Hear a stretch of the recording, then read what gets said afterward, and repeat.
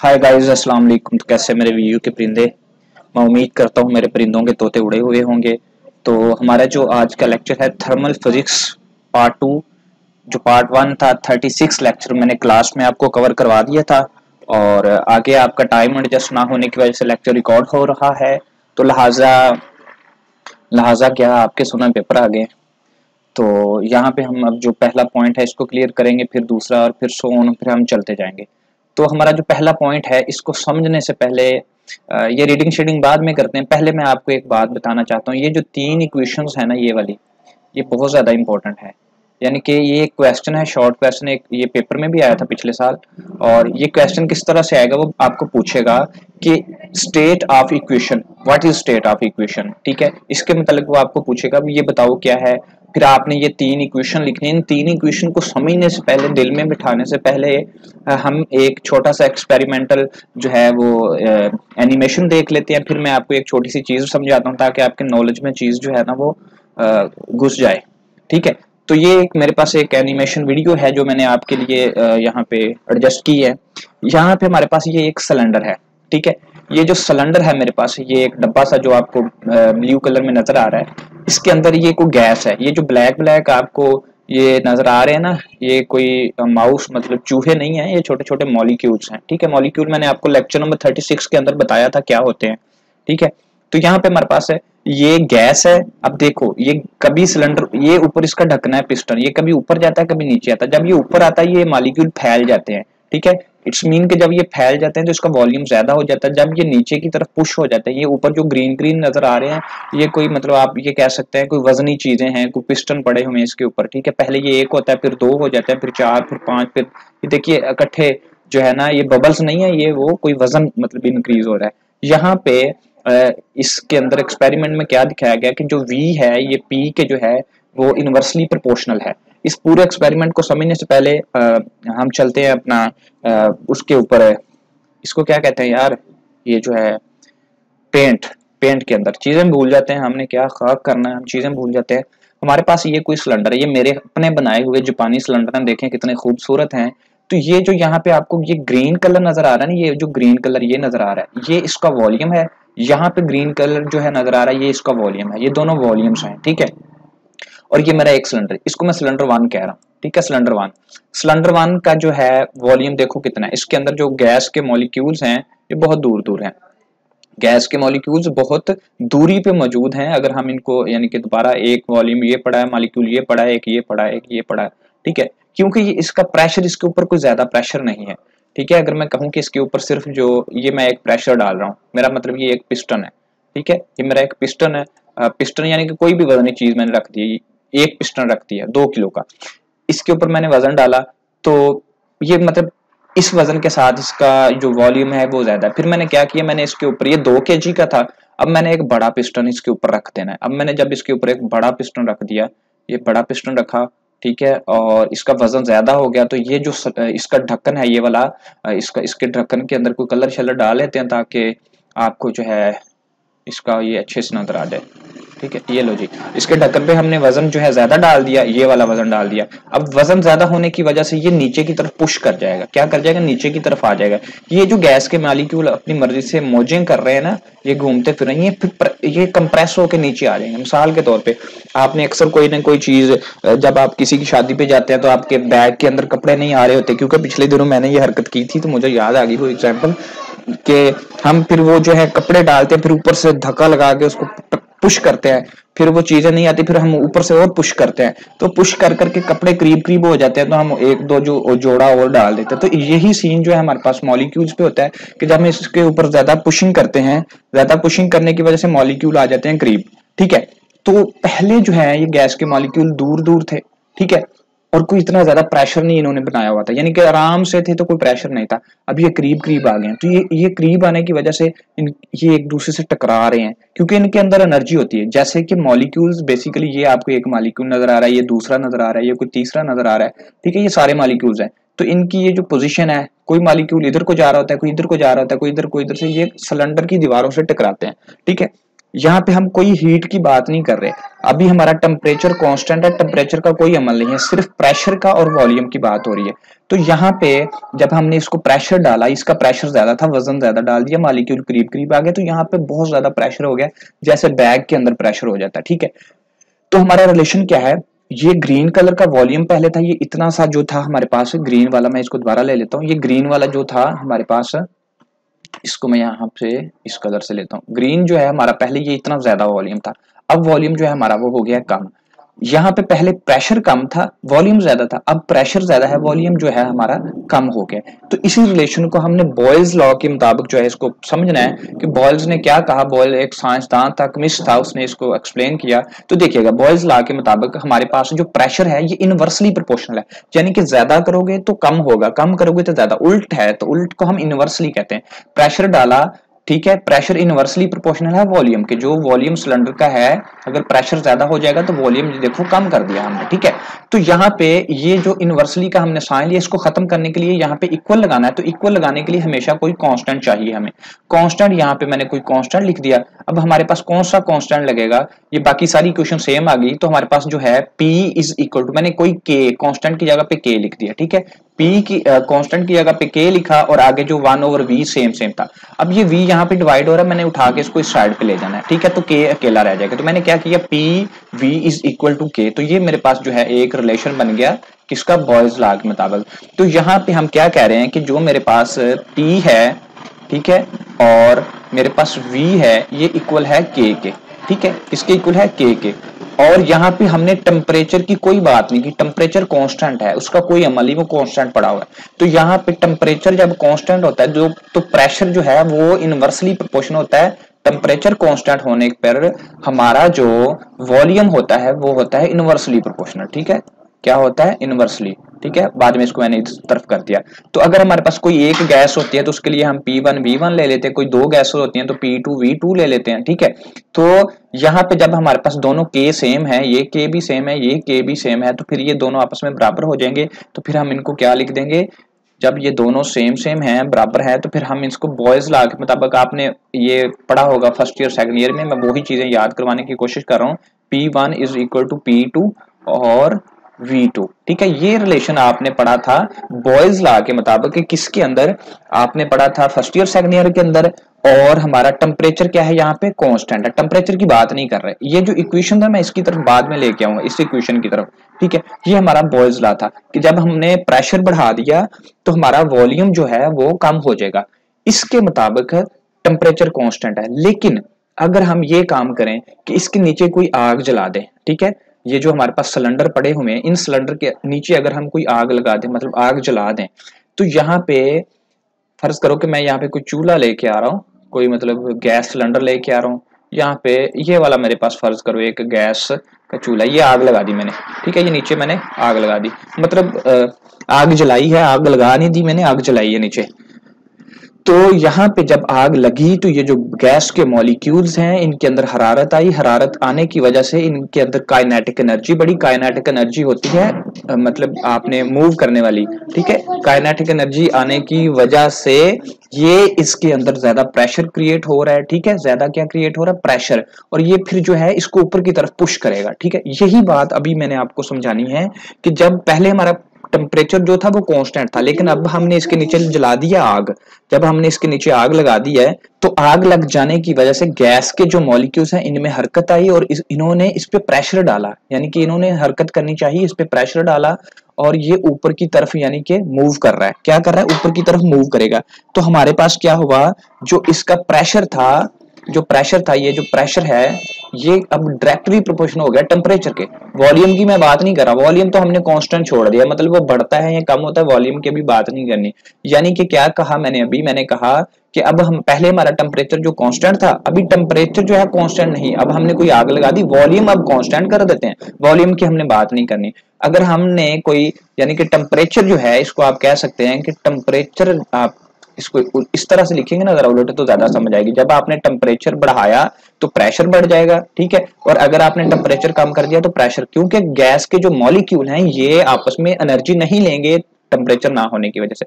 तो अगर टेम्परेचर देंगे, आग जलाएंगे, ये कोई हमने आग जलाई है इसके नीचे, ठीक है, तो फिर ये प्रेशर होगा। यही आपकी पहली इक्वेशन है।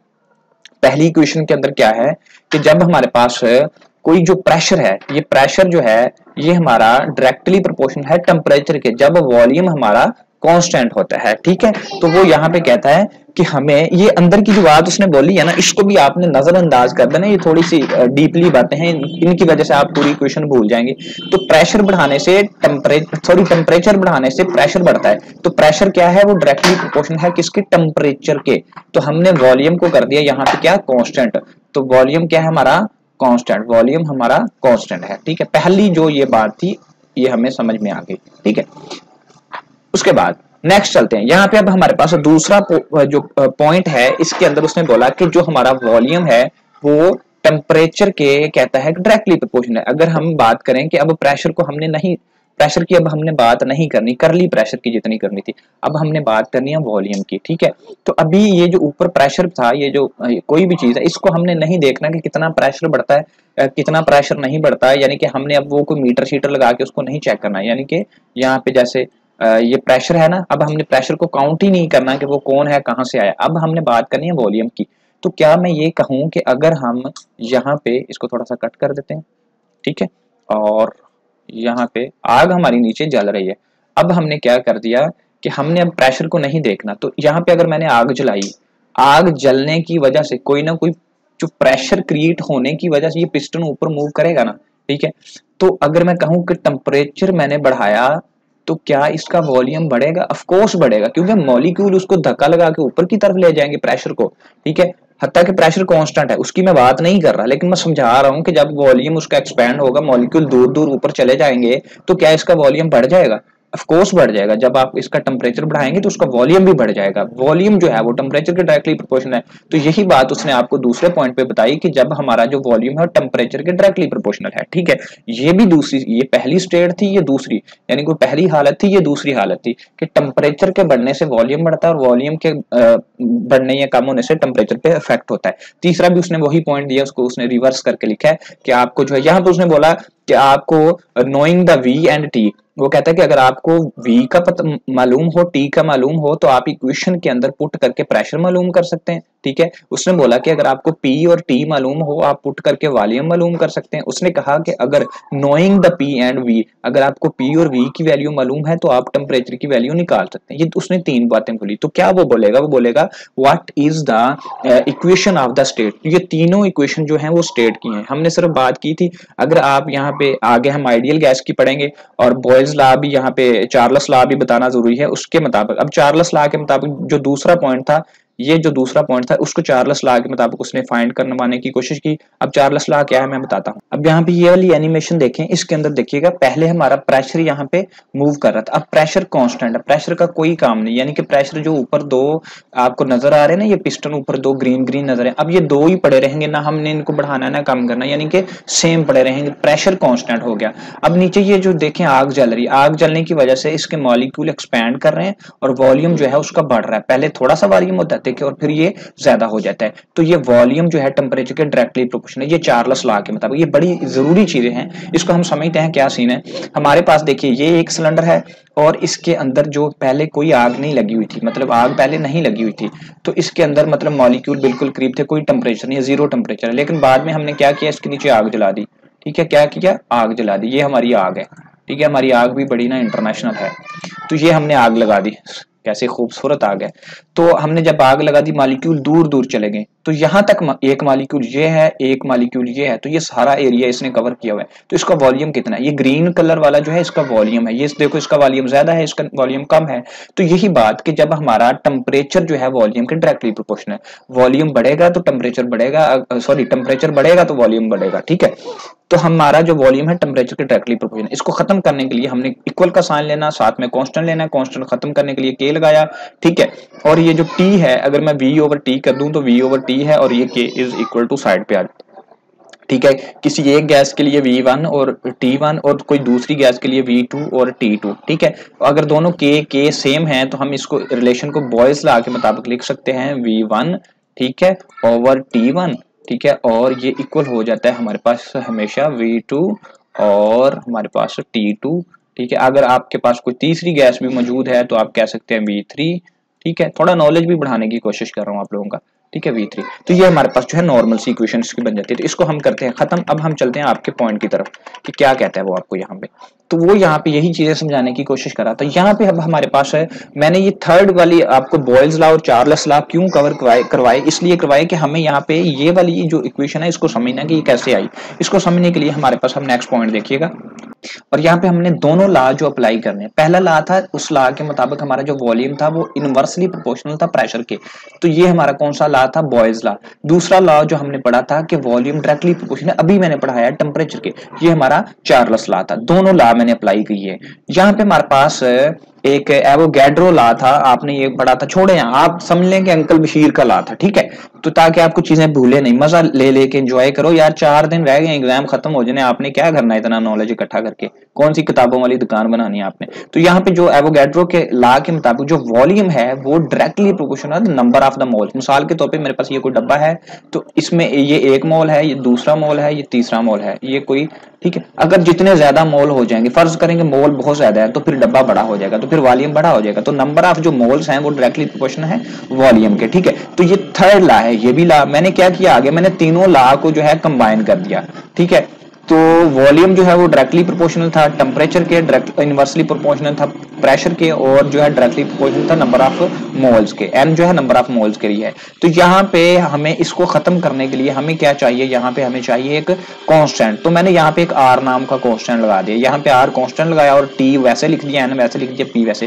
ये जो आर है ये हमारे पास आइडियल गैस का कांस्टेंट होता है, ठीक है। ज्यादा गहराई में नहीं जाऊंगा, नॉर्मल इसको बताऊंगा कि ये जो आर है ये आइडियल गैस का कांस्टेंट है, और इसकी वैल्यू होती है 8.314 जॉल पर मोल पर केल्विन, ठीक है, ठीक है। तो ये आइडियल गैस का कांस्टेंट है। अब यहाँ पे हमें एक बोल्टमैन कांस्टेंट की तरफ मैंने आपको लेके जाना, जिसकी वजह से मैंने ये आपको पूरा स्यापा डाल के दिया है कि ये क्या प्रोसेस है। तो बोल्टमैन का जो लॉ है उसको किस तरह से जाहिर करते हैं, देखिएगा। यहाँ पे मैं जगह खाली करता हूँ, यहाँ पे मैंने जगह खाली की, मैंने प्लॉट बनाना है। यहाँ पे जो बोल्टमैन का जो कांस्टेंट है, बोल्टमैन भी एक जो है वो एक साइंसदान था। सारे साइंसदान है, बस हम ही बचे हैं जो साइंसदान नहीं बन पाए। तो ये जो के है ये बोल्टमैन का है। तो इसके के कैसे आता है ये इसका के, तो इसका के लाने के लिए जो आर आइडियल गैस का हमने डाला था, आर डालना है, और जो इसके डिवीजन में हमने नंबर ऑफ मोल जो है एन जो है उसको डाल देना, ठीक है, नंबर ऑफ मोल, ठीक है, इसको डाल देना। इसको जब हम डिवाइड करते हैं, इसकी वैल्यू पुट करते हैं, मतलब जितने भी नंबर ऑफ मोल्स हैं वो उसके मुताबिक वैल्यू सारी लगा लगू के इसको हम फाइनली जब इसका रिजल्ट निकालते हैं तो वो हमारे पास कुछ वैल्यू आती है 1.38, ठीक है, 1.38 पर जॉल पर केल्विन पर मोल, ठीक है। ये मैं सारा मतलब ये था हमारे पास बोल्टमैन का कांस्टेंट। तो यही बात उसने बताई यहाँ के हमारे पास है, वो कहता है कि हमारे पास अगर कोई आइडियल गैस है, ठीक है, आइडियल गैस उसने सिर्फ लिखा और उसकी इक्वेशन नहीं दी, वो मैंने आपको दे दी। इक्वेशन के मुताबिक स्टेट इज द पीवी, जो हमारे पास पीवी है, जैसे कि मैंने अभी आपको ये सारा निकाल के बताया, यानी कि पीवी जो हमारे पास है ये इक्वल का साइन खत्म किया तो हमने ये साथ में इक्वल लगा दिया था, और हमने आर जो है मैंने इस साइड पे कर दिया, और जो एन है ये नीचे मैंने बताया, और ये जो पी है नीचे से मैंने पी को इधर मल्टीप्लाई कर दिया था, तो ये पीवी बन गया था, पीवी ये फार्मूला बन गया था, ठीक है। ये मैं आपको आपके ग्रुप में सारी चीजें सेंड कर दूंगा, आप वहां पे देखिएगा। तो यहाँ पे हमारे पास आइडियल गैस इक्वेशन के मुताबिक P V is equal to N number of mole, के जो है बुल्ट के साथ बी लिखा है, तो ये आप बुल्ट का मतलब इसको बुल्ट बंदूक वाली गोली मत समझिएगा, और ना अंकल बशीर समझिएगा। बुल्ट का नाम बी है तो के उसका लगा दिया हमने, जो कि अभी हमने ये वाला फाइंड किया, ये वाला के, ठीक है। तो साथ में हमने मतलब एन जो है नंबर ऑफ मोल, ये क्वेश्चन है एमसीक्यूज है, टी गैस है, टी टेम्परेचर है, degree kelvin is called Boltzmann constant. ये सिर्फ इतने पॉइंट के अंदर सिर्फ आपने इतना सा प्रोसेस करना है। ये नीचे जो ये वाली चीज है इसको आपने सिर्फ पढ़ लेना है, ये भी मजे की चीज है, वो कहता है कि वगैरह वगैरह आप पढ़िएगा खुद। उसके बाद हमारे पास जो थर्मोडायनेमिक्स के लॉ आ जाते हैं, मतलब कवानीन आ जाते हैं। तो यहाँ पे फर्स्ट कोई चीज में शायद ऊपर मिस कर रहा हूं, मैंने बोला था बाद में बताता हूँ। यहाँ पे कुछ छोटी सी चीजें हैं। यहाँ पे उसने बोला था स्टेट ऑफ द सिस्टम, मतलब क्या, स्टेट की इक्वेशन बता दिया। स्टेट क्या होती है, यानी कि वो हालत, स्पेसिफिक हालत, यानी कि कौन सी हालत हो सकती है। सिस्टम बेसिकली पहले क्या होता है, सिस्टम वो होता है जो सिलेंडर है, वो जो आग है, वो जो गर्मी है, वो जो मतलब टेम्परेचर है, ये सारी चीजें स्टेट हैं, ठीक है। तो वो कहता है कि स्पेसिफिक मतलब चीजें होती हैं जैसे कि प्रेशर, वॉल्यूम, टेम्परेचर, ये सारी चीजें जो है हमारे पास इसकी स्टेट हैं। तो बेसिकली यहाँ पे आपकी अगर वो स्टेट पूछ लेता क्या है, तो ये एक डेफिनेशन है। आप इसको गूगल भी कर सकते हैं कि स्टेट ऑल द स्पेसिफिक मतलब चीजें जो हमारे पास प्रेशर है, वॉल्यूम है, टेम्परेचर है, सिलेंडर वगैरह वगैरह, ठीक है। और कहता है these are called thermodynamic variable, और इनको थर्मोडायनामिक वेरिएबल का नाम भी दिया जाता है। ये जो प्रेशर, वॉल्यूम, ये सारी चीजें थर्मोडायनामिक, वॉल्यूम, इन तीनों को उसके मतलब वेरिएबल भी कहा जाता है। और जो रिलेशन होता है इन वेरिएबल के दरमियान, इनको इक्वेशन ऑफ स्टेट कहते हैं। ये भी पूछ सकता है, ठीक है। तो मुझे ये मतलब मैंने कहा बाद में समझाने के बाद बताता हूँ, फिर मैं भूल गया। हमारे पास यहाँ पे कवानीन होते हैं। कवानीन के मुताबिक क्या चीजें होती हैं, पहले तो हम थोड़ा सा यहाँ पे इसको मिर्च मसाला लगा दें, यानी कि आपकी उसके लिए हीट। और ये फर्स्ट लॉ ऑफ थर्मोडायनेमिक्स क्या आता है, इसको मैं एक्चुअली मैं आपको बताता हूँ। बेसिकली फर्ज कीजिएगा मेरे पास मतलब कोई वो सिलेंडर है, यहाँ पे हम मैं एक नया सिलेंडर बनाता हूँ। सिलेंडर बनाने वाली मेरी दुकान है, मैं नया सिलेंडर बना रहा हूँ। ये जरा बड़ा सिलेंडर बना दिया जिसमें से गैस ही ना खत्म हो। गैस खत्म हो जाती है और मम्मा बोलते हैं गैस लेके आओ, तो मेरे को जाना पड़ता है, मैंने सिलेंडर ही बड़ा कर दिया। तो यहाँ पे मेरे पास फर्ज करें कि हम जो है जापानी सिलेंडर बनाने लगे हैं, तो इसके अंदर मैंने आग भी नीचे फिट कर देनी है, ठीक है। ये मेरा इसका गैस वाला सिस्टम है, और ये इसके अंदर हम लगाते हैं अभी क्या, आग। और ये हमने इसके अंदर आग लगा दी। और यहाँ पे समझिएगा बात को कि ये मतलब एक मेरे पास मैंने कोई लाइन लगा दी है और इसका कोई मकसद होगा, ऐसे नहीं। अब ये कुछ सिलेंडर है, तो यहाँ पे हमें एक क्यू जो है हीट देनी पड़ती है, ठीक है। यानी इसको कोई हीट दी और उसके बाद इसने कोई काम किया, यानी कि कोई वर्क किया, ठीक है। मतलब कोई ना कोई वर्क किया, और इसके अंदर की जो इंटरनल एनर्जी है उसको ई से जाहिर करते हैं, ठीक है। ये तीन चीजें जो है इसको हमने यहाँ पे डिस्कस करना है। तो यहाँ पे ई जो हमारे पास है, this is known as internal energy, उसने लिखा हुआ है, तो लिहाजा मेरे ख्याल से टाइम नहीं ही वेस्ट करना चाहिए। इसको यहीं पे मैं मेंशन कर देता हूँ कि हमारे पास देखिएगा वो जो सिलेंडर मैंने अभी आपको बना के दिखाया ना, उस सिलेंडर का बेसिकली क्या सीन है कि उसके अंदर कोई इंटरनल एनर्जी होती है सिस्टम के अंदर, उसकी अंदरूनी एनर्जी, ठीक है। वो बेसिकली क्या होती है, कोई ना कोई हीट जो हम सिस्टम को फ्रॉम द सराउंड, अब ये फ्रॉम द सराउंडिंग और टू द सराउंडिंग दो लफ्ज हैं, टू द सराउंडिंग और फ्रॉम द सराउंडिंग, इनका आगे थोड़ा सा फर्क है, मैं बताता हूँ। फ्रॉम द सराउंडिंग होता है बाहर से आपने उसको मतलब हीट दी, यानी कि बाहर से हीट देने का मतलब कि आपने नीचे से चूल्हा जलाया, प्रेशर कुकर के नीचे, उसको नीचे से हीट मिल रही है, ठीक है, और अंदर कुछ बन रहा है, ठीक है। इसको कहते हैं फ्रॉम दी सराउंडिंग, यानी कि बाहर से, फ्रॉम आउटसाइड से। और जब हम कहते हैं ना टू दी सिस्टम, उसका मतलब होता है कि सिस्टम हमें कोई मतलब काम करके दे रहा है। मिसाल के तौर पे कि आप ये कहें कि आपका जो सिलेंडर है उसके ऊपर आप खुद बैठ जाए और नीचे से आग लगा दे, तो आप कहेंगे कि वो जो नीचे मेरा चूल्हा सिस्टम है वो मुझे आग दे रहा है, ठीक है। तो मतलब कि आउटसाइड सिस्टम, यानी कि आपका सिस्टम, अगर आपको ये वैसे एग्जांपल गलत हो गया, ये दोनों तरफ आपको चूल्हे का, मिसाल के तौर पे हमारा जो वो साइकिल में हवा डालने वाला जो पंप होता है, उसको आप मतलब पुश करते हैं ऐसे आगे पीछे, उसको पुश करते हैं तो वो गर्म हो जाता है, वो अंदर से हीट पैदा कर रहा है, ठीक है। और कुछ चीजें हैं वो बाहर से लेके खुद हीट होते हैं और कुछ अंदर से हीट बाहर निकालता है, ये दोनों का फर्क होता है। तो इंटरनल एनर्जी जो सिस्टम की है उसको ई से जाहिर किया जाता है, और हीट ट्रांसफर जो होती है सिस्टम को फ्रॉम द सराउंड, उसको क्यू से जाहिर किया जाता है। और हीट डालने की वजह से सिलेंडर का पिस्टन अगर ऊपर नीचे मूव करता है, कोई ना कोई वर्क करता है, तो वो जो वर्क है, वर्क और दी जाने वाली एनर्जी दोनों को जमा करेंगे तो टोटल इंटरनल एनर्जी बनेगी। यहाँ पे ये जो सारे पॉइंट जो है हमारे हल्के, ये इंपॉर्टेंट पॉइंट था, ये भी एक शॉर्ट क्वेश्चन है, वो पूछ लेता है कि मैथमेटिकली फॉर्म लिखें, फर्स्ट लॉ ऑफ थर्मोडायनामिक लिखें, इसको फर्स्ट लॉ भी कह सकता है, ठीक है। ये भी एक शॉर्ट क्वेश्चन है और इंपॉर्टेंट शॉर्ट क्वेश्चन, इसको आप मिस नहीं कर सकते। ये अगर वो फर्स्ट लॉ ऑफ थर्मोडायनामिक लिखता है, ये इक्वेशन लिखनी है, साथ में ये 3 लाइंस लिखनी है, ठीक है। इसको फर्स्ट लॉ ऑफ थर्मोडायनामिक कहते हैं। इस लॉ के मुताबिक अगर आप किसी भी सिस्टम से कोई काम करवाना चाहते हैं, इंटरनल एनर्जी पे कोई वर्क करवाना चाहते हैं, तो आपको यानी कि उसकी इंटरनल एनर्जी लेना चाहते हैं, तो आपको कोई ना कोई वर्क जो उस पे किया वो वाला वर्क, ठीक है, वो W जो हमारा वर्क है, यहाँ पे इसको मैं जरा कर दूं हाईलाइट, जो वर्क मतलब हमारे पास कोई है वो अप्लाई करना पड़ेगा, उसकी जो अमाउंट ऑफ हीट उसको ट्रांसफर कर रहे हैं वो हमें लगानी पड़ेगी। तो इन दोनों का जो हमें हम लेना है, दोनों क्वांटिटीज का will be addition of the amount of internal energy,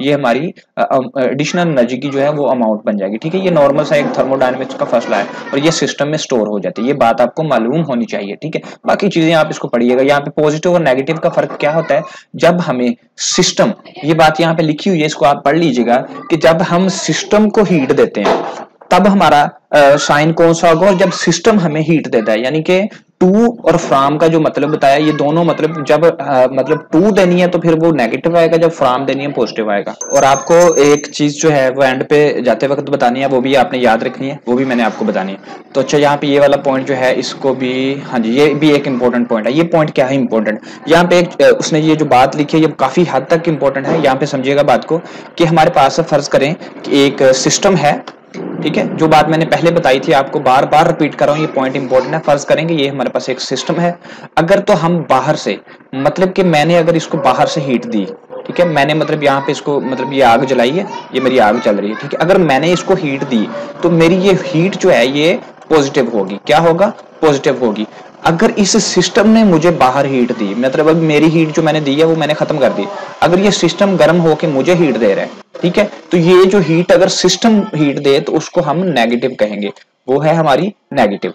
अगर इसी तरह जो वर्क है उसको भी आपने याद रखना है कि अगर हम इसके ऊपर कोई वर्क करें, अगर मैं इसके ऊपर, इसके पिस्टन पे कोई वर्क करूं, ठीक है, अगर मैं इसके पिस्टन पे कोई वर्क करूं तो मेरा वर्क जो है वो पॉजिटिव होगा। लेकिन अगर ये सिस्टम मुझे कोई वर्क करके दे तो वो जो वर्क होगा वो नेगेटिव होगा। ये बात उसने यहाँ पे लिखी भी है, आपको भी पता होनी चाहिए, ठीक है, कि फ्रॉम दी सिस्टम उसको आपने पॉजिटिव लेना है और टू दी सिस्टम यानी कि वो आपने नेगेटिव लेना है। ये बात आपको मालूम होनी चाहिए, ये बात उसने लिखी हुई है। उसके बाद यहाँ पे नेक्स्ट जो पॉइंट है इंपॉर्टेंट, उसने बोला हमें यहाँ पे कि मतलब वर्क और हीट जो है ये पाथ वेरिएबल है। ये बड़ी इंपॉर्टेंट चीज है, इसको भी आपने जो है जहन नशीन रखना है कि पाथ वेरिएबल से मुराद होता है ये स्टेप, यानी कि हर स्टेप बाय स्टेप ये अपनी स्टेट को उसने खुद ही लिखा हुआ है, मुझे बताने की भी जरूरत नहीं पड़ी। कि उसने बोला कि जैसे आप एक जगह से दूसरी जगह पे अपनी हालत चेंज करते हैं अपने सिस्टम की, यानी कि अगर टेम्परेचर चेंज करते हैं आप, उसका वॉल्यूम चेंज करते हैं, कोई भी आपने चीज चेंज कर दी अपने सिलेंडर की, पिस्टन की, कोई भी सिस्टम है आपका, तो उसका जो वर्क और जो हीट है उसमें जो चेंजिंग पैदा हो रही है वो स्टेप बाय स्टेप हो रही है। तो इसलिए इसको पाथ, यानी कि हर पाथ होता है रास्ता, तो हर रास्ते के मुताबिक इसने अपना मूड चेंज कर लेना है, ठीक है। तो वो यहाँ पे यही बात बता रहा है कि ये जो वर्क और हीट है ये पाथ वेरिएबल हैं, यानी कि ये मौसम के लिहाज से नई नवेली दुल्हन की तरह अपनी हरकतें बदल देते हैं। तो ये कह रहा है कि depend on steps leading from the one state to another, एक हालत से दूसरी हालत तक ये चेंज मार जाती है, ठीक है। तो यहाँ पे उसने बाकी बोला कि सपोज हमारे पास उसने कोई यहाँ पे कोई बॉक्स की एग्जांपल दी है, ये बेसिकली शायद आपकी पीपीटी स्लाइड के अंदर होगी, ठीक है। बाकी आपने कुछ नहीं देखना, यहाँ पे आपने एक और चीज देखनी है कि आपने यहाँ पे ये वाली इक्वेशन देखनी है। इस इक्वेशन का क्या मतलब, इस इक्वेशन का मतलब है ये जो साथ डी लिखा हुआ है, डी का मतलब तो होता है वेरी स्मॉल, ठीक है। ये डेरिवेशन का जो साइन है इसको मैं छोड़ रहा हूँ, ये जो डी साथ में लिखा है इसका मतलब होता है वेरी स्मॉल वैल्यूज के लिए। और यहाँ पे जो हमारे पास है ई जो है, फर्ज करो कि हमने पहले जो उसमें आग लगाई वो थोड़ी सी थी, हीट जो है वो इंटरनल एनर्जी थोड़ी सी थी, बाद में उसकी इंटरनल एनर्जी जो है वो ज्यादा हो गई, ठीक है। और ये जो हमारी फाइनल है और ये जो हमने शुरू में ली थी वो, तो फाइनल वाली में से इनिशियल वाली को माइनस करो तो आपकी जो है ओरिजिनल ये वाली जो है वो निकल आएगी। तो इसको हम क्या कहते हैं, डेल ई, ठीक है। चेंज में डेल ई का क्या मतलब होता है, ई माइनस ई, इसको हम कहते हैं डेल ई, ठीक है, इसको डेल्टा चेंज कहते हैं, ठीक है। ये भी पॉइंट आपका क्लियर, ये भी आपने देखना। स्टेट वन से ये जो डेरिवेशन का साइन है ना, ये डेरिवेशन का इसका मतलब होता है बेसिकली, ये देखिएगा थोड़ा सा साथ में जो लिखा हुआ है ये भी बता दूं कि ये जो हमें यहाँ पे 0 से लेके 1 लिखा हो ना, तो इसका मतलब होता है 0 से लेके 1 तक, ठीक है। तो यहाँ पे उसने स्टेट लिखा हुआ है तो आपको पता चल जाना चाहिए कि स्टेट 1 से लेके स्टेट 2 तक, ठीक है। उसके बाद यहाँ पे नेक्स्ट, इस पॉइंट को समझने से पहले एक छोटी सी मैं आपको चीज समझाना चाहता हूँ कि हमारे पास, हमने पीछे भी ये चीजें पढ़ी हैं और आपको बड़े अच्छे से समझ आ जाएगी कि सबसे पहले हमारे पास फोर्स का हमें पता है, एरिया क्या होता है, प्रेशर क्या होता है, इन चीजों का पता है। प्रेशर बेसिकली क्या होता है, आप डेफिनेशन जानते हैं, फोर्स पर यूनिट एरिया। जो हमारी फोर्स होती है अगर हम उसको किसी यूनिट एरिया के ऊपर अप्लाई करते हैं फोर्स को, ठीक है, तो वो कोई प्रेशर क्रिएट करती है। आप किसी भी चीज को पकड़ के उसको दबाएंगे ना, तो इसका मतलब है आप उसके किसी एक हिस्से पे ना जोर लगा रहे हैं तो कोई प्रेशर बन रहा है। तो force per unit area is called pressure, ठीक है। तो ये प्रेशर का फार्मूला है हमारे पास। तो प्रेशर का फार्मूला फिर क्या हो गया हमारे पास, ये P है is equal to F over A। तो अगर मैं ये कहूं कि मुझे इस P के साथ इस A को क्या कर देना, मल्टीप्लाई, ये A नीचे डिवाइड हो रहा था, मैंने साथ में उसको मल्टीप्लाई कर दिया ना, इस साइड से नीचे डिवाइड हो रहा था, तो आगे फिर दूसरी साइड पे क्या बच गया, सिर्फ फोर्स बच गई, ठीक है। क्या बच गई, फोर्स। अब आपको एक और भी फार्मूला यकीनन मुझे पता है कि आप लोगों को मालूम है कि जो हमारे पास वर्क होता था, वर्क उसका फार्मूला क्या होता है, उसका फार्मूला होता था फोर्स, ठीक है, किसी थोड़ी सी डिस्टेंस अगर मतलब फोर्स लगने से कोई चीज अगर थोड़ा सा डिस्टेंस कोई ऑब्जेक्ट कवर करता है तो हम उसको कहते थे कि वो उसने वर्क किया। ठीक है, बेसिकली इसको मैं इससे लिख देता हूँ कि हमारे पास वर्क का जो फार्मूला होता था वो होता था फोर्स डॉट डी, यानी साथ में अगर स्मॉल लिखें तो डी एक्स लिख देते हैं डिस्टेंस के लिए।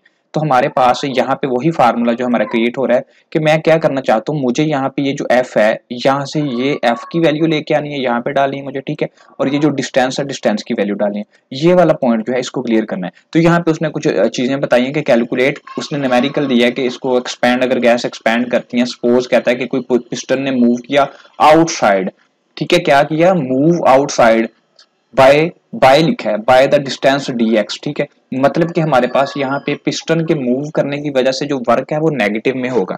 ठीक है, क्यों, क्योंकि उसने यहाँ से पिस्टन ने मूव किया आउटसाइड पे बाय द डिस्टेंस dx। ठीक है, और वर्क डन इज d, और इसका जो वर्क डन है साथ में d क्यों लिखा हुआ है, स्मॉल के लिए, और जो f dx मैंने अभी आपको फार्मूला बताया, और जो f है यहाँ पे फोर्स है और जो एक्सर्टेड गैस के ऊपर। तो यहाँ पे हमारे पास जो f है वो मैंने अभी आपको बताया, ये देखिएगा वही फार्मूला मैं बताया। f जो है, ये जो f मैंने बताया है ये क्या है साथ में, कि ये प्रेशर का जो साथ में मल्टीप्लिकेशन है एरिया के साथ, वही जो लिखा हुआ है बुक के ऊपर वही मैंने यहाँ पे लिखा है। ठीक है, तो ये अब साथ में माइनस क्यों लिखा है, इसलिए क्योंकि इसने पिस्टन ने मूव किया आउटसाइड पे बाय द डिस्टेंस, मतलब जब मैंने बोला था कि टू द सिस्टम, यानी कि सिस्टम से बाहर की तरफ मतलब उसकी हरकत होगी तो नेगेटिव में लेना है। तो ये जो P है उसने नेगेटिव ले लिया क्योंकि एक्सर्ट किया प्रेशर बाहर की तरफ, तो P और A लिखा, P के साथ सिर्फ नेगेटिव का साइन लिख दिया। ठीक है, और माइनस का साइन क्यों इंपॉर्टेंट है, आपको ये चीज पहले भी बता चुके हैं कि force exerted by the gas on the piston in the negative. ठीक है, ये चीज पहले मैंने आपको बता दी थी। अब यहाँ पे हम क्या करना चाह रहे हैं, यहाँ पे अब देखिएगा कि यहाँ पे मैं इसको सारे को खत्म कर देता हूँ, और यहाँ पे जो है मेरे पास वर्क का फार्मूला है एफ डॉट डी के साथ एक्स लिख देते हैं। ठीक है, डिस्टेंस होता है, ये जो फोर्स है, फोर्स की यहाँ पे जो वैल्यूज थी माइनस पी साथ में ए मल्टीप्लाई हो रहा था, मैंने साथ में ए लिख दिया। ठीक है, और ये जो डी है इसको मैं थोड़ा दूर करके लिख देता हूँ डी एक्स। ठीक है, ताकि इसके साथ ही ज़रब हो रहा है, यहाँ पे मैं छोटी ब्रैकेट लगा देता हूँ। ठीक है, और आगे मैंने क्या किया, अब ये जो P और ये सारी वैल्यू अगर मैं यहाँ पे इनकी ब्रैकेट को खत्म करूँ, तो ब्रैकेट को खत्म करने के बाद देखिएगा क्या होता है कि ये जो A है, जो एरिया है, एरिया बेसिकली आपको पता ना, एक डिस्टेंस और ज़रब दूसरी डिस्टेंस होती है तो उसको हम एरिया का नाम देते हैं, और अगर हमारे पास 3 डिस्टेंस होते हैं तो उसको हम वॉल्यूम का नाम देते हैं। तो ये एरिया जो था ये 2 डिस्टेंस के साथ होता है, एरिया हमेशा लंबाई ज़रब चौड़ाई होता है तो उसको हम एरिया कह देते हैं। तो लेकिन जब हम वॉल्यूम कहते हैं लंबाई ज़रब चौड़ाई ज़रब ऊंचाई, यानी कि विड्थ लेंथ और हाइट सारी चीज़ें, तो अगर हम ये इन दोनों को मिक्स कर दें, आपस में इकट्ठा कर दें, तो ये क्या वॉल्यूम बन जाएगा, ऑफकोर्स ये वॉल्यूम बन जाएगा। तो हमारे पास नेक्स्ट क्या बन जाएगा, माइनस पी। ठीक है, माइनस पी और साथ में हम v लिख देंगे और ये वर्क बन गया हमारे पास। ठीक है, यही इक्वेशन उसकी प्रूव करने की कोशिश कर रहे हैं। ठीक है, तो हमारे पास ये कर करा के सारा work done by the expanding gas की वजह से हमारा जो वर्क है वो हमारा जो मैंने अभी आपको लिख के दिया ये बन गया।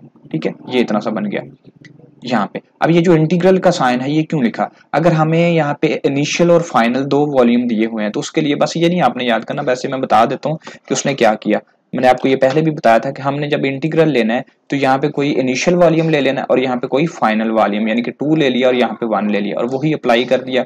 यानी कि वर्क किसके लिए है, उसने क्या कर दिया, हमें उसने बोलना है ये work is equal to minus P, और यहाँ पे जो डेल वी लिख देना। डेल वी क्यों लिख देना, इसलिए लिख देना कि ये जो V2 माइनस V1 जो है हमारा चेंज इन वॉल्यूम है, डेल वी। ठीक है, तो ये लिया तो इसलिए इसको साथ में लिख दिया। ये इक्वेशन आपकी नॉर्मल जो है वो प्रूफ है। अगर वो कहता है कि हमारे पास गैस एक्सपैंड करती है, लेट्स हमारे पास कहता है इसके 3 रास्ते हैं, यहाँ पे नॉर्मल हल्का सा तेज रख के मैं स्पीड लगाऊंगा ताकि आपका टाइम भी सेफ हो जाए और आपका जो है वो जो मूड खराब हो चुका है, बोर हो गए होंगे आप लेक्चर सुनते सुनते, तो इस वजह से जो है यहाँ पे पी कह रहा है। अगर फर्ज करो वो कहता है कि गैस किसी वैक्यूम में जा रही है, वैक्यूम के अंदर कोई हमारे पास कोई हवा ही नहीं होती, कोई चीज होती नहीं, तो एक्सपैंड करने की कोई रीजन नहीं होती, तो प्रेशर जो है वो कहता है कि हमारा यहाँ पे गैस जो है वो वैक्यूम के अंदर जा रही है। ठीक है, तो वैक्यूम में गई तो कोई प्रेशर नहीं है उसके पास, तो जब प्रेशर नहीं है तो यहाँ पे जो हमने ये प्रेशर है, अगर हम प्रेशर नहीं है इसको 0 कर देंगे तो इसको जीरो किया तो वॉल्यूम भी जीरो होगा, जरा जीरो से किसी को ضرب दोगे तो वो जीरो हो जाएगा, तो इसका मतलब है वर्क सारा ही जीरो हो जाएगा। उसने यही वाली जो लाइन यहाँ पे लिखी है सारी वही है कि वैक्यूम के अंदर कोई भी वर्क नहीं हो रहा क्योंकि वो सारी वैल्यू जो है उसकी जीरो हो जाती है। उसके बाद उसने क्या बोला कि यहाँ पे v is equal to P ضرب v2 minus v1, ये मैंने अभी आपको बता दिया कि डेल v होता है, बाकी ये फिगर शिगर आपने नहीं देखना। उसके बाद यहाँ पे ये वाला पॉइंट जो है सी, यानी कि उसने हमें 3 पॉइंट दिए थे, ए भी मैंने बता दिया, बी भी बता दिया और ये जो सी को बताने लगा हूँ अभी। इसके लिए यहाँ पे मुझे कुछ समझाना पड़ेगा ताकि आपको ये बात समझ आ जाए।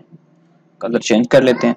अच्छा जी, हमने पीछे एक इक्वेशन पढ़ी थी जो कि 2 इक्वेशन मैं आपको दोनों बता चुका हूँ कि एक तो अभी हमने पढ़ी थी कि डी वी जो है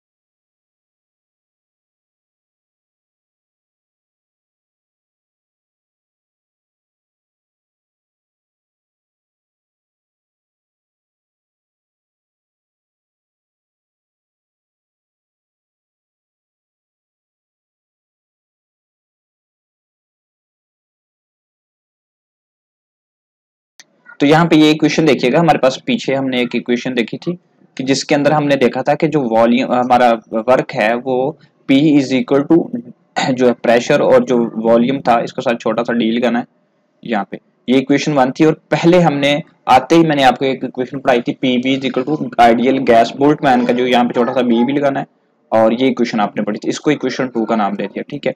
और यहाँ पे हमारे पास अगर मैं ये v जो है इसको नीचे ले आऊं तो नीचे v ले आया तो हमारे पास ये इक्वेशन बन गई 3, ठीक है, तीसरी इक्वेशन हमारे पास बन गई। अब ये वैल्यू किसकी बनेगी, इस p की, तो ये जो p की वैल्यू है ये वाली इतनी सी, अगर मैं इसको उठा के इसकी जगह पे दर्ज कर दूं, ठीक है, तो मैंने क्या किया कि वो जो है d w जो है वो वैसे लिख दिया और आगे जो है p की जगह पे मैंने इतनी सी वैल्यू डाल दी, ठीक है, इतनी सी, और जो आगे v है dv उसको मैंने dv सेम लिख दिया। और ये जो हमारे पास इंटीग्रल का साइन था सेम जो हमारे पास मैंने पीछे पढ़ाया भी था वही मैंने सेम लिख दिया और यहाँ तक मैंने ये इक्वेशन को लिख दिया। कहाँ तक लिख दिया, ये इतनी सी इक्वेशन जो है मैंने इसको यहाँ पे, इसको मैं यहाँ पे मार्क कर देता हूँ, कलर कर देता हूँ इसका, यानी कि यहाँ तक मैंने इस इक्वेशन को फिल कर दिया, ठीक है। उसके बाद हमने क्या करना है कि नेक्स्ट ये वाला जो पॉइंट है इसको समझना कि ये कैसे किया। हमारे पास नेक्स्ट पॉइंट के अंदर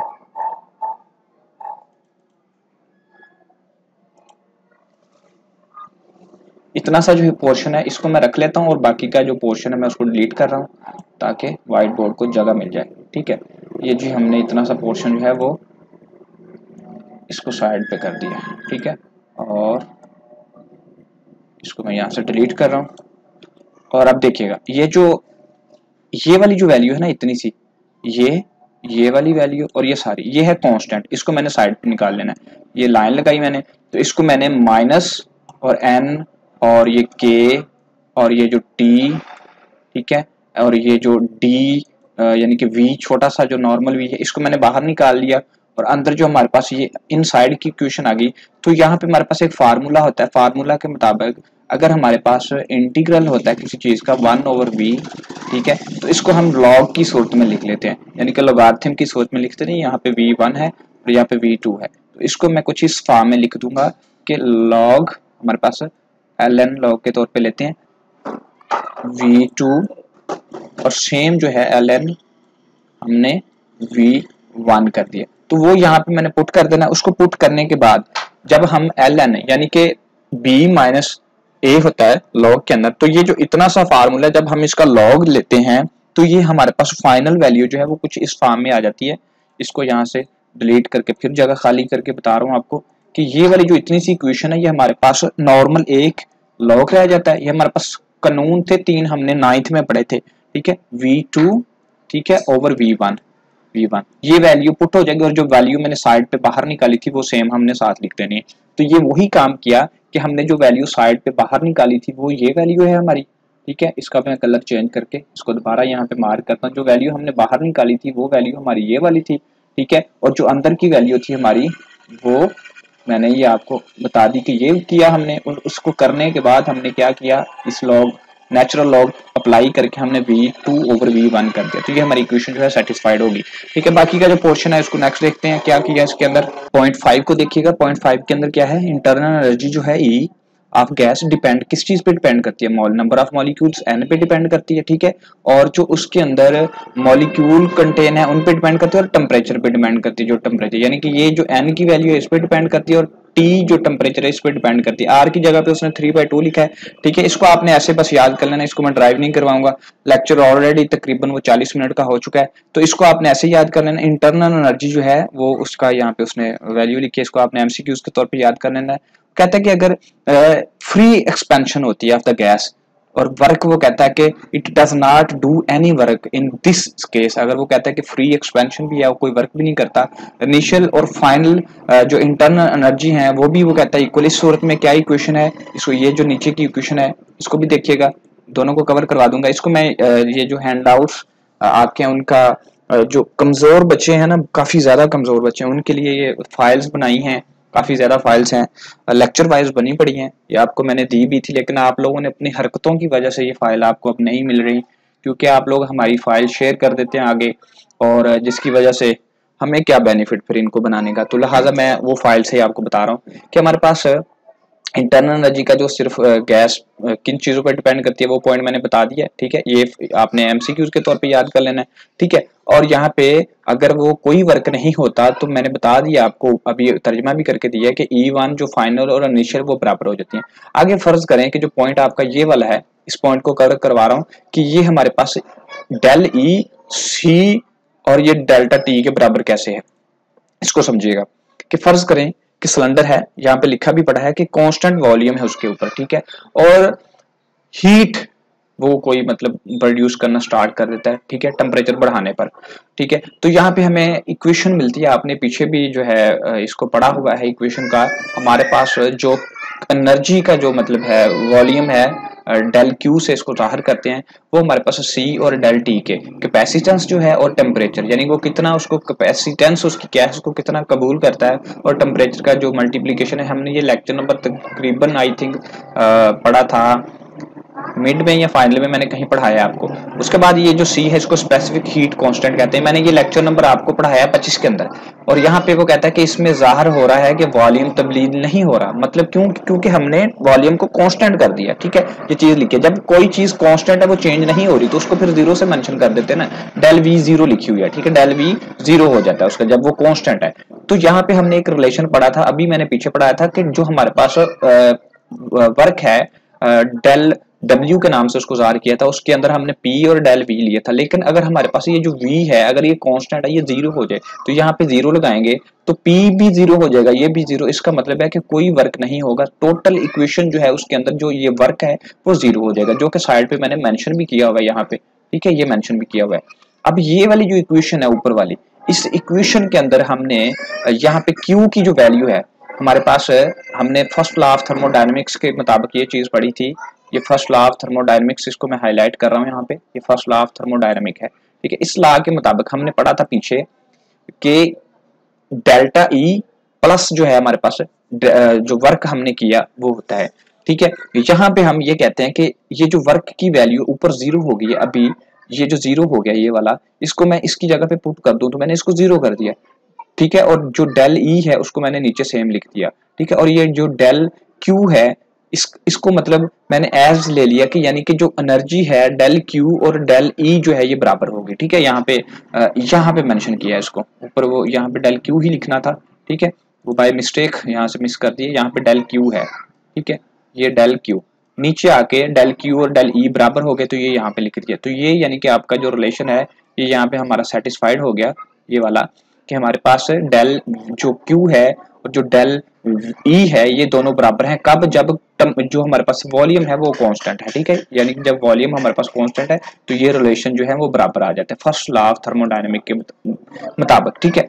उसके बाद जो हमारे पास है यहाँ पे जो ऊपर हमने ये वाली इक्वेशन पढ़ी कि del Q C del T constant volume के ऊपर, तो यहाँ पे सी डेल टी ये वाली इक्वेशन, और आगे जो यहाँ पे डेल क्यू था, इस डेल क्यू की जगह में मैंने सिर्फ क्या कर देना है, डेल ई पुट कर देना है। ये वाला ये क्यों पुट कर दिया है, क्योंकि डेल ई और डेल क्यू ये दोनों बराबर हैं, ये देखिए, तो इसकी जगह पे हमने ये वाला पुट कर दिया। ठीक है, तो ये इक्वेशन हमारी रेडी होगी। उसके बाद नेक्स्ट को पढ़िएगा कि अगर हमारा वॉल्यूम कांस्टेंट है, पहले हमने वॉल्यूम कांस्टेंट लिया, प्रेशर को कांस्टेंट लेके आगे दोबारा दूसरा वर्क करेंगे। पहले हमारा वॉल्यूम कांस्टेंट था, अब हम नेक्स्ट जो है इसके 6 के अंदर हमारा वॉल्यूम कांस्टेंट था और 7 के अंदर हमने प्रेशर कांस्टेंट करके ये वाली इक्वेशन जो है इसको हमने प्रूफ करना है। तो ये वाला जो प्रोसेस है ये बेसिकली पेपर में नहीं आना, सिर्फ उसने आपको समझाया है कि ये कैसे किया है, क्यों किया है, ये वाला आपने इसको याद कर लेना है। ठीक है, और बाकी जितना भी प्रोसेस है ये फाइल के अंदर बड़ी तरतीब के साथ इसको हमने सॉर्ट आउट किया हुआ है। आप उस फाइल को लेके उसको नेक्स्ट बाकी जो है ये सारी रीडिंग वगैरह है ये आपने खुद करनी है। और ये भी मैंने इसको भी मैं बता देता हूँ कि इसके अंदर क्या किया। हमारे पास जब हमें स्पेसिफिक हीट के मुताबिक हमारे पास फार्मूला है डेल क्यू और प्रेशर कॉन्स्टेंट है, साथ में पी लगा दिया, सी पी और डेल टी, ये मतलब हमारे पास फार्मूला है। हमने इक्वेशन लिख दी इसको, फर्स्ट लॉ ऑफ थर्मोडायनामिक के मुताबिक हमारे पास यही वैल्यू थी। फर्स्ट लॉ के हमने फर्स्ट लॉ के मुताबिक देखा था कि जो हमारी एनर्जी है और जो वर्क है उनका जो मजमुआ है, ठीक है, उसको ले लिया हमने। और यहाँ पे मैं क्या करूंगा, ये जो डेल पी है वर्क है, ये वर्क हमारे पास हमने पीछे फाइंड आउट भी किया था कि इसको जब हम निकालते हैं तो उसका फार्मूला हमने लगा के सारा उसको मैंने आपको निकाल के दिया था कि वर्क जो है वो पी प्रेशर और डेल वी यानी कि चेंज इन वॉल्यूम इसके इक्वल था। तो इस सिर्फ इस W की जगह पे मैंने ये पुट किया और आगे इक्वेशन को बढ़ा दिया। ठीक है, अब यहाँ पे हमारे पास जो P है डेल Q यानी कि जो हीट है प्रेशर कांस्टेंट के ऊपर, वो उसकी जो इक्वेशन है वो ये वाली इक्वेशन है। ठीक है, कौन सी, ये वाली equation, del E plus P del V। अब देखिएगा यहाँ पे गौर कीजिएगा, हमारे पास कि ये जो del P is equal to C P capacitance के ऊपर जो फार्मूला था ये भी हमने पढ़ा हुआ है पीछे। ठीक है, तो यहाँ पे इस P की ये वाली जो P है इसकी वैल्यू मैं यहाँ पे पुट कर दूंगा। तो ये जो सारी वैल्यू ये वाली है, ये वाली वैल्यू जो है ये मैंने यहाँ पे पुट कर देनी। तो यहाँ पे पुट करके मैंने क्या किया, ये देखिए उसके बराबर लिख दिया सी पी और डेल टी, ये यहाँ पे मैंने लिख दिया। और जो आगे की वैल्यू है ये वाली सारी ये मैंने आगे सेम लिख दी। ठीक है, सेम लिख दी और हमारे पास इक्वेशन 2 बन गई। ठीक है, अब यहाँ पे हमने पढ़ा for very small values, small value के लिए जो डेल ई है इसको आप डेल यू लिख सकते हैं। ठीक है, डेल ई को डेल यू लिख सकते हैं। ठीक है, और हमने सिर्फ इतना सा किया कि उसको यू लिख दिया। ये बाकी सारी इक्वेशन सेम लिख दी, ये इक्वेशन उठा के नीचे ले आया हूँ, उसको सेम लिख दिया। आप इसको फोल्डर पे अपने हाथों से करिएगा, बहुत अच्छे से आपको मजा आएगा। ठीक है, उसको मैंने सिर्फ डेल यू कर दिया, आप इसको नहीं भी चेंज करते कोई इशू नहीं है। अब यहाँ पे हमारे पास नेक्स्ट जो स्टेप है फॉर वेरी स्मॉल वैल्यूज के लिए जो हमारे पास टेम्परेचर है डेल्टा टी, इसको डी टी क्योंकि डेरिवेशन के तौर पे ले लेते हैं, स्मॉल वैल्यूज को डी टी कर देना है, जो डेल यू है उसको डी यू के तौर पे ले लेना है। ठीक है, अब यहाँ पे वही इक्वेशन मैं दोबारा यहाँ पे नीचे ले आऊँ, जो यहाँ हमारे पास डी टी कर दिया हमने और इसको डी यू कर दिया और पी डी वी कर दिया। अब ये जो वैल्यू है ये यानी कि ये वाली इक्वेशन की जगह पे मैंने ये वाली इक्वेशन पुट कर देनी है, यानी कि ये डेल ई इसका पोर्शन वहां पे पुट कर देना है, क्योंकि अभी मैंने बताया ये यू जो है इसके इक्वल है। ठीक है, यू लगा दो या आप इसको ई लगा दो, तो उसकी जगह पे मैंने ये वैल्यू पुट कर देनी है। ये वाली वैल्यू जो है इसको यहाँ पुट कर देना है इसकी जगह पे। ठीक है, तो डी ई की जो value C V D T इसको यहाँ पे पुट करेंगे तो हमारे पास इक्वेशन क्या बन जाएगी, ये वाली, ये देखिएगा इक्वेशन बन गई हमारे पास ये वाली। ठीक है, तो हमारे पास सी पी और जो टेम्परेचर है हमारे पास सी पी मतलब कि कांस्टेंट प्रेशर के ऊपर हमारे पास क्या बन गया, और टेम्परेचर के साथ हमारे पास बन गया कांस्टेंट वॉल्यूम के साथ टेम्परेचर और प्लस जो हमारे पास वर्क डन है। इसका मतलब है कि हमारी जो कैपेसिटेंस के साथ एनर्जी और वर्क डन जो है उसका मजमुआ हमने जो थर्मल एनर्जी के तौर पे लिया था वो मजमुआ हमारा कंप्लीट सेटिस्फाइड हो रहा है। और इसको हमने कहा कि हमारे स्पेशल केसेस के अंदर अगर हमारे पास कोई आइडियल गैस है, ये मैं ऊपर आपको बता चुका था, उसके लिए यहाँ पे उसकी वैल्यू को रीअरेंज किया। आगे की चीजें जो हैं ये काफी इजी तौर पे लिखा है, इसको आप खुद देख लीजिएगा। एक्चुअल में ये चीजें पेपर में नहीं आती, लेकिन मैंने क्विज आपके करवाने के तौर पे ये आपको लेक्चर करवा रहा हूँ ताकि आपके लेक्चर कंप्लीट हो जाए।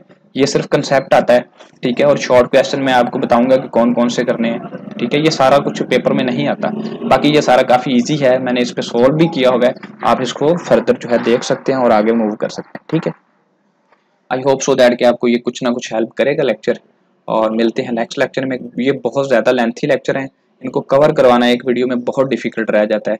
ठीक है, ये देखने को छोटे छोटे लगते हैं लेकिन इनको कंप्यूटर पे जो है सॉल्व करना काफ़ी डिफिकल्ट रहता है। ठीक है, तो आई होप सो दैट कि आपको ये अच्छा लगा होगा, और अगर समझ नहीं आई तो हम नेक्स्ट शॉर्ट क्वेश्चन की सीरीज में इसको कवर कर लेंगे। मिलते हैं अगले लेक्चर में, तब तक के लिए इजाज़त दें। अल्लाह हाफिज़, अल्लाह निगहबान।